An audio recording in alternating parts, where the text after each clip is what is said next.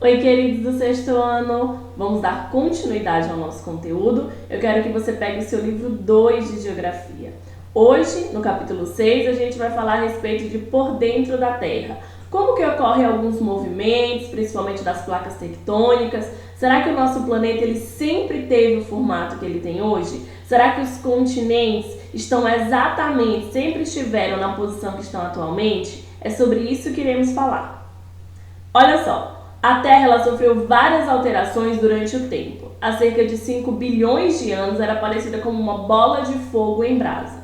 Bom, desde o surgimento do planeta Terra, a gente sabe que ele está em constante transformação. Então, há 5 bilhões de anos atrás, a Terra não tinha o formato que ela tem hoje. Era uma enorme chama e aí estava se movimentando através das pressões, temperaturas, moléculas, enfim. Iniciou-se então um lento esfriamento da superfície da Terra, tornando-se a crosta terrestre. Os metais pesados acumulados no interior do planeta, submetidos a enorme pressão, também solidificaram e formaram um núcleo sólido e metálico. Bom, a partir desse processo de resfriamento do planeta Terra, ele começou a formar essas camadas que a gente vai ver mais detalhadamente adiante. Foi assim que a Terra se tornou parecida com o planeta que hoje conhecemos. Ela possui um núcleo de ferro e níquel no centro e um manto de magma plástico e uma crosta rápida da superfície.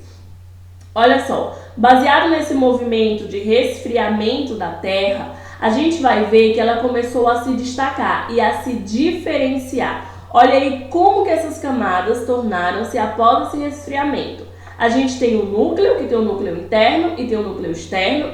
A gente tem o manto, que dentro do manto existe o magma, esse material mais pastoso. E a gente tem também a crosta terrestre, também chamada de litosfera. Sobre a crosta, é a parte menos densa e mais consistente das camadas que compõem a Terra. Ela é coberta por uma fina camada, que é o solo, sobre o qual nós vivemos, e a sua espessura varia de 10 a 70 quilômetros.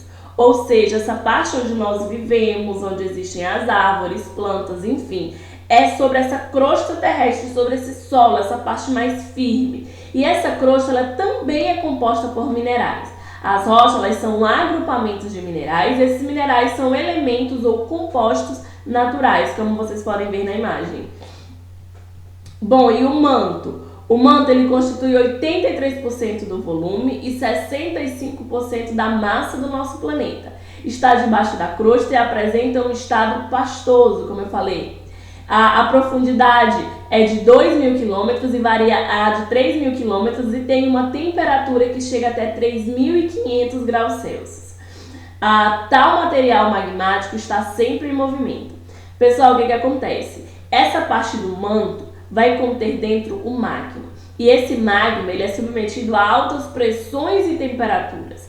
Por isso que ele vai estar em constante movimento. Detalhe, quando há uma fissura sobre a Terra, uma fissura sobre a costa, esse material vai escapar, que são onde existem os vulcões ativos. Bom, e o núcleo? É a camada mais interna, com cerca de 3.400 km de espessura. Compreende duas partes. A gente tem o núcleo externo, que ele é líquido e formado basicamente de ferro e níquel derretido. E a gente também vai ter o núcleo interno. Ele é sólido e contém principalmente ferro e níquel com temperaturas superiores a 4.000 graus Celsius. Ou seja, essa parte do núcleo é a parte mais interna do planeta Terra, onde uma parte é mais densa, outra parte é mais líquida. E detalhe, existem muitos minérios nessa região. Bom, sobre a origem dos continentes. A gente falou sobre essas camadas internas, a gente vai falar também sobre essa origem dos continentes. Os continentes eles se formaram há cerca de 220 milhões de anos, resultado de um processo na fragmentação e do afastamento das terras emersas, a partir de um bloco único chamado de Pangeia. Há 200 milhões de anos, esse montante começou a separar-se. Por exemplo, a Terra era como se fosse uma enorme massa. Esses continentes eles eram todos agrupados, então era uma massa que deu o nome de Pangeia. A partir daí a gente entra na teoria da deriva continental de Alfred Wegener. O que ele fala? Ele fala que no início a Terra era uma massa e ela foi se separando, se fragmentando aos poucos.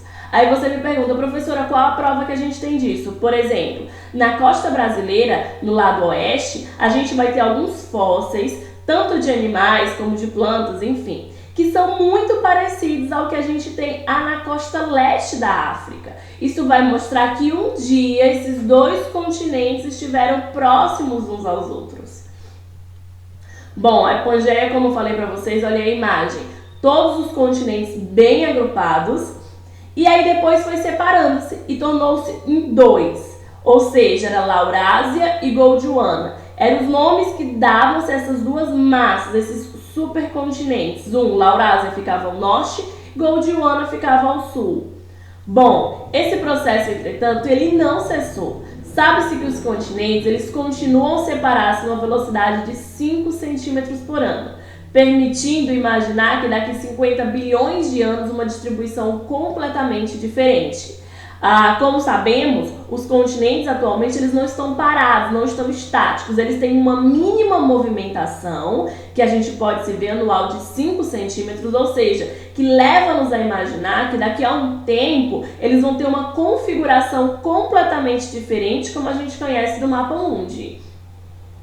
Assim é a nossa configuração atual dos continentes, porém ela é instável, está em deriva, por isso da teoria da deriva continental, que esses continentes nem sempre estiveram nessa posição. Bom, sobre as placas tectônicas, elas são gigantes blocos que compõem a camada sólida externa do nosso planeta, sustentando os continentes e os oceanos. As placas elas estão assentadas sobre humanos, que ele é mais viçoso, isso é, pastoso, fazendo com que as mesmas se movam, escorreguem, afastando-se ou chocando-se nas zonas de contato com as outras. Vamos imaginar que como essas placas tectônicas fossem gigantes, que elas são fragmentadas, fosse uma gigante prancha de surf. E debaixo dela, esse material pastoso é como se fosse o mar. Então, a gente sabe que ela vai estar constantemente se movimentando. Então, essa placa, ela não é parada. E a gente vai ver, por exemplo, o Brasil, aqui a gente não tem vulcões ativos nem terremotos. Por quê? Porque o Brasil ele fica exatamente no centro de uma placa tectônica. As áreas mais instáveis de uma placa tectônica serão nas bordas, aos redores. Então, áreas que há a ruptura, que há o encontro de placas tectônicas, elas vão ser muito mais suscetíveis a terremotos, maremotos, entre outros. Bom, as placas elas têm espessuras variáveis. Nas regiões oceânicas são mais finas e variam de 10 km. Já nas regiões continentais podem chegar a espessura de 250 km de espessura. Bom, quando esse movimento, esse encontro de placas tectônicas ocorre no oceano, vai originar os maremotos e eles vão formar os tsunamis, que são ondas gigantes. Quando esses encontros ocorrem no continente, vai formar os terremotos. Quando duas placas se chocam ou se raspam, elas geram um acúmulo de pressão que vai provocar um movimento brusco. E há 3 tipos de movimento. Convergente, quando as duas se chocam, as setinhas vão uma ao encontro da outra. Divergente, quando vão em direções contrárias, as setinhas completamente separadas. E transformantes, que vão se deslocar lateralmente. Observem o movimento das flechas. E através dessas movimentações que vai gerar cordilheiras, montanhas, entre outros. Quais são as consequências desses deslocamentos? Vai provocar uma instabilidade. A partir dessa instabilidade, a gente vai ter o vulcanismo e os terremotos. Bom, sobre a questão do vulcanismo, como eu falei para vocês no início, quando existe uma espécie de fenda, de ruptura nessa crosta terrestre, através de movimentos de placas que fizeram com que esse solo se soerguesse, essa fissura vai fazer com que esse manto, com que esse magma que está lá no manto venha escapar, jorrando devido a altas pressões e temperaturas. Lembrando que os vulcões eles não vão só soltar esse material pastoso conhecido como lavas. Não, tem alguns que vão soltar folículos, fumaças, entre outros, ok? E tem vulcões também que estão adormecidos há milhões e milhões de anos. Sobre o vulcanismo, há diversas formas no quais o magma no interior da Terra chega à superfície. Ele pode ser sólido, líquido ou gasoso, como vocês observam na imagem. Bom, sobre essa estrutura do vulcão, a gente vai ver que existe o magma, a saída por onde esse magma vai sair também tem a câmara magmática, ou seja, esse movimento, eles vão sair rapidamente, esse magma vai escorrer devido às altas pressões e temperaturas submetidas no interior da Terra. Lembrando também que esse magma, quando ele derrete, essa região que foi que eram de vulcões em erupção, querendo ou não, são regiões de solos mais férteis. Olha aí, riscos e benefícios. Os vulcões, eles não são só catástrofes destruidoras, não tem só o lado negativo. O homem já se beneficiou deles na exploração dos gases e no aproveitamento do calor vulcânico.